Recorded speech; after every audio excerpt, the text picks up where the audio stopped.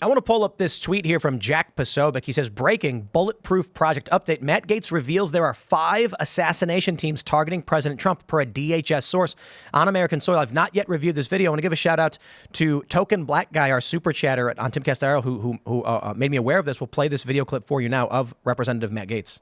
And I'll break a little news for you. I had a senior official from the Department of Homeland Security in my office before the second assassination attempt, saying that what he has assessed is that there are 5 known assassination teams in the United States, 3 inspired by other governments, 2 that are here that are known domestic assassination teams. And with that, this individual was coming to me concerned that the force protection around President Trump, even prior to that second assassination attempt, was not sufficient for what it needed to be. And the coordination at that level, at the dignitary protection level, is like the bare minimum that we have to do to keep our presidents, our presidential candidates safe while they're on the trail.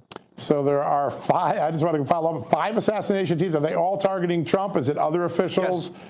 No, Wow. I should have been clear about that. 5 teams that we know are targeting Trump. And so that raises real questions about why certain teams were being pulled off of the Trump detail and put on, for example, the Jill Biden detail. Now, we don't want anything bad to happen to Jill Biden, but at the same time, the threat envelope for her was substantially different than the threat envelope around President Trump, and it would not have necessitated pulling assets away from the Trump detail for the Jill Biden detail or the John Bolton detail or any other details that were beefed up. At the same time, the requests from the Trump detail and from the Trump campaign for more security were going unanswered.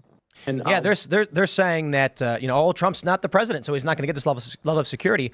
With what Matt Gaetz is saying right now, that they know he is being targeted by at least 5 teams, I have to wonder for what reason then would they deny him extra security?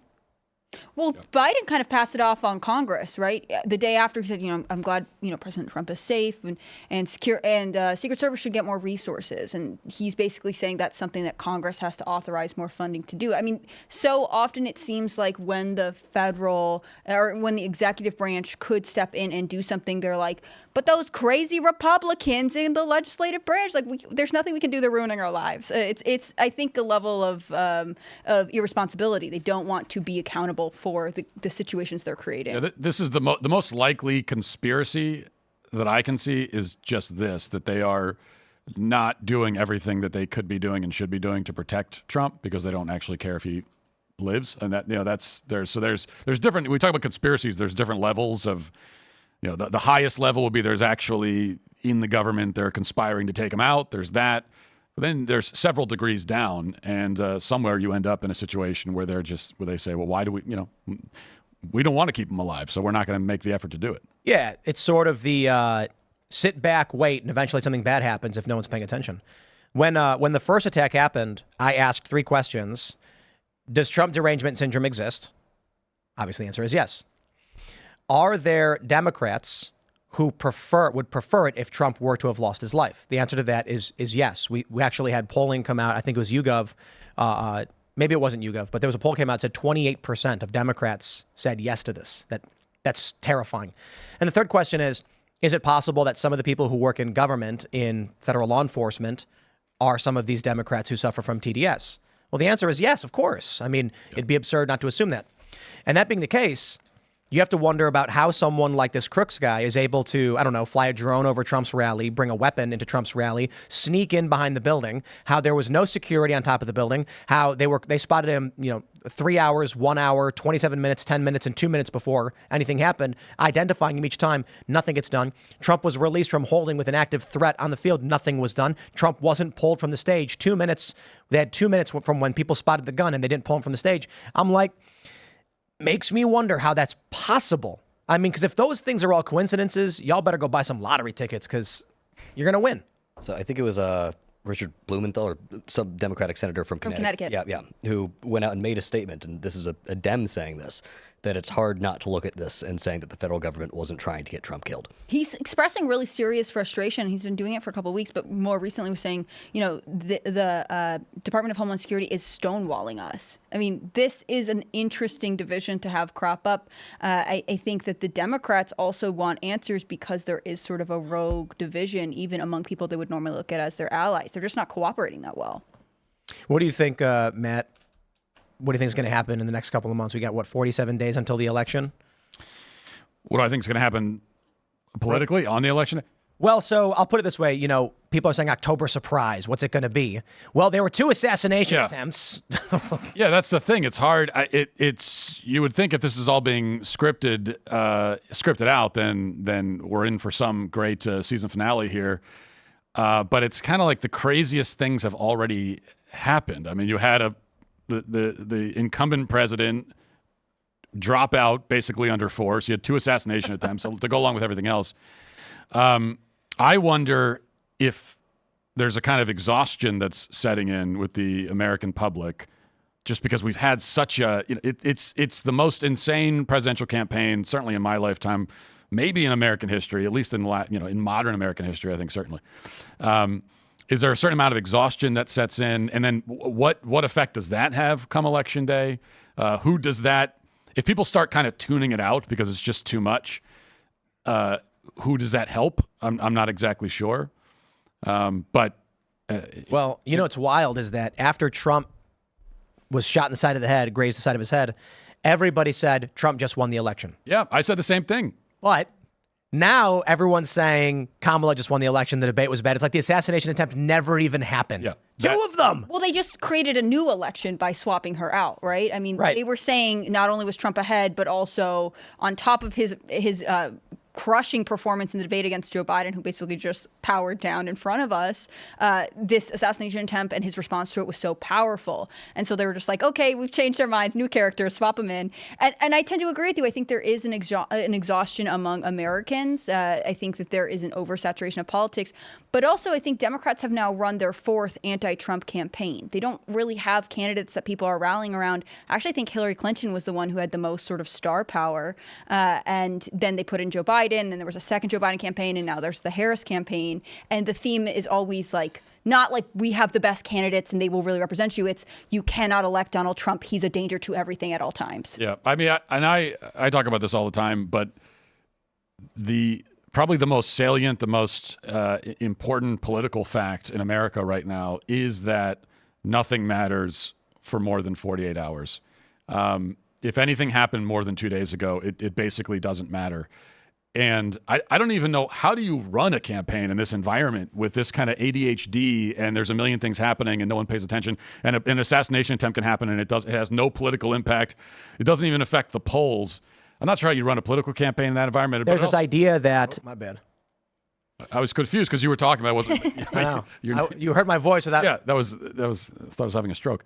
But so really what it means is that by the time we get to election day, it's impossible to predict because we kind of have to know what happens that week, because that's probably going to be. So do you think that's when, the Harris Walsh campaign will release whatever serious bomb they have hiding? Is that when the Trump campaign's going to ramp no up? way they would bomb. Right. I don't think so either. At this point, we know everything about Trump that there is to know. They've been trying to destroy his life for 10 years now. Trump is remarkably uncorrupt, because you would think you take any politician, anybody, especially anyone who's been to the level that Trump has, and you pour through their life for years at a time, looking for anything you can to destroy them. You would think you'd be able to find a lot worse than they've been able to find on Trump. And I think whatever there is on Trump, it's out there, it's been out there, it's known, it's baked in. So it's hard for me to imagine they have any kind of October surprise up their sleeve. Yeah. I mean, I certainly think they'll try something, but with 2 assassination attempts, with Joe Biden dropping out, with the Teamsters now overwhelmingly supporting Trump, I cannot fathom what we would see. I wouldn't be surprised if aliens showed up or something. I have no idea. I can only hope. We can only hope. That's my dream. We need to get a soap opera writer to come on and be like, we know somebody's going to have an evil twin and they're going to appear. You're big on UFOs, right? Yeah, we could talk about that if you want. We could. I mean, if you want to start that conversation. I wish Shane was here because he's our UFO guy. He knows everything. But we'll have to save that conversation for maybe when the aliens come. Do you not believe in October? Are you pro or anti? Well, pro anti what? Do I believe in aliens? Yeah, that they God's exist. side project. That they exist. That's an American Dad joke, so I stole that one. I think it's plausible. I would say that I think it is likely they do, that aliens do exist, but no and don't. I think it's silly to say absolutely not. They don't. I think it's silly because just you got to do the experiments. You got to have the evidence. I think based on the evidence, it suggests there's a possibility of it, but I don't know.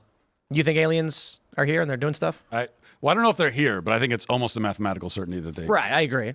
But wouldn't that just be, like I was saying, God's side project, or how would that play into things? Well, I don't know if that's the thing. We can't exactly know how it factors into to God's grand design, but we are mere mortals after all. Yeah, absolutely. No matter what, there's so much in the universe that we cannot even possibly comprehend. Well, I'll say this: with as insane as this political cycle has been, you get everyone making the joke. They were making it last year. They're making it this year. That the writers of this new season of reality have run out of things to write about. The joke being that life has become so absurd that certainly we are in a simulation or some kind of TV show entertainment for somebody.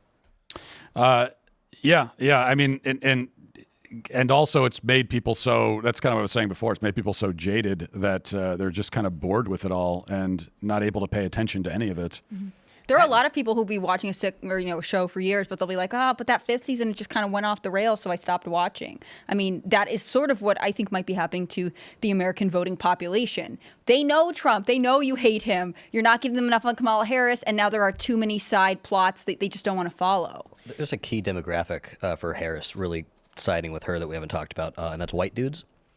White dudes. A lot of for them. Harris. Yeah, it's like 12 of them. I know. There's Big dozens number. of them. Mm-hmm. Dozens. There's really. a dozen of them. Yeah. They could fill most of a conference room. Yeah. Yes. No, I'm really scared. Actually, didn't they have like 100,000 people on their Zoom call or something? Alleged. But how many of them were actually white dudes is the question. Right? I think that was it was mostly women. white. Yeah, women. Something about them, like calling themselves dudes instead of men. Right. It's very emasculating. They don't have and any very telling. self-respect. They don't Yeah. care. It's very telling about how they see themselves. There was this viral tweet recently, Matt. I don't know if you saw where an NPR there was an NPR interview, and some of the guys were talking about they got their testosterone levels checked, and one guy's testosterone was 114. All right, so anybody who knows anything about that person is ill. What is it supposed to be? Well, I mean, should be. They say between What's the average? I think the average is like 500 to 600, maybe. And low end, that's considered healthy, but kind of alarming. They say it's around like 3, and very healthy and very, 1,000. I forgot what it was like, NG, whatever. I don't know what the actual term is. But really, you want to be high. Like if you're a guy, you want, 800, you want 1,000. You want a high testosterone. High now is like average 50 years ago. Oh, yeah, it's ridiculous. Like 50 years ago, people had super high testosterone levels. Now you've got, unsurprisingly, a host at NPR being like, I got my testosterone checked. It was 114. And you're like, Why would you say that? Yeah, it's a very low T move to announce your low T to the. there you go. Thanks for checking out this clip from Timcast IRL.